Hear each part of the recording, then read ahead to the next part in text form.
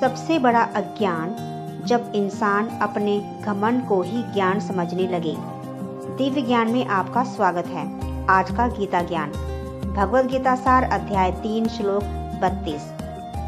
ये त्वेतदभ्य सूयन्तो नानुतिष्ठन्ति मे मतम् सर्व ज्ञान विमूढ़ास्तान विधि नष्टान चेतसः।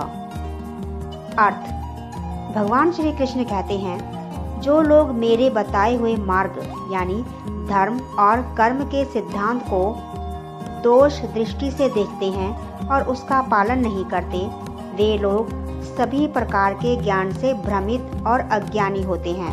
ऐसे लोग सही मार्ग से भटक जाते हैं और उनका विवेक नष्ट हो जाता है। आसान शब्दों में कहें तो इस श्लोक में भगवान श्री कृष्ण यह समझा रहे हैं कि जो व्यक्ति अहंकार या ईर्ष्या के कारण सही ज्ञान को स्वीकार नहीं करता, जो धर्म और कर्तव्य के मार्ग को गलत समझकर उसका पालन नहीं करता, वह धीरे धीरे सही और गलत का विवेक खो देता है। ऐसे लोग जीवन में भ्रम, दुख और असंतोष में फंस जाते हैं।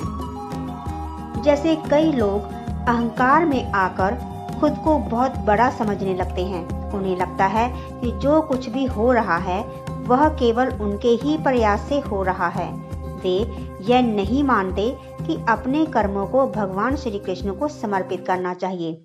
ऐसे लोग अपने झूठे ज्ञान और घमंड में ही मस्त रहते हैं। इसलिए श्री कृष्ण ऐसे लोगों को मूर्ख और भ्रमित बताते हुए कहते हैं कि उनसे दूरी रखना ही बेहतर है। आप अपने आसपास भी ऐसे कई लोगों को देख सकते हैं जिन्हें अपने धन, पद या ज्ञान का अहंकार होता है। वे यह मान लेते हैं कि वे कभी गलत हो ही नहीं सकते और किसी की बात सुनने के लिए भी तैयार नहीं होते। ऐसे लोगों से बहस करने की बजाय उन्हें अज्ञान समझकर शांत रहना और उनसे दूरी बनाए रखना ही बुद्धिमानी है। सही ज्ञान को नम्रता से स्वीकार करना चाहिए। अहंकार और आलोचना की भावना हमें सत्य से दूर कर देती है। जो व्यक्ति भगवान के बताए कर्म योग के मार्ग पर चलता है, उसका जीवन संतुलित और शांत बनता है। संक्षिप्त सार, अगर हम जीवन में शांति और सफलता चाहते हैं तो हमें सत्य ज्ञान को अपनाना और उसे जीवन में लागू करना चाहिए। अहंकार और दोष दृष्टि हमें सही मार्ग से भटका देती है। धन्यवाद।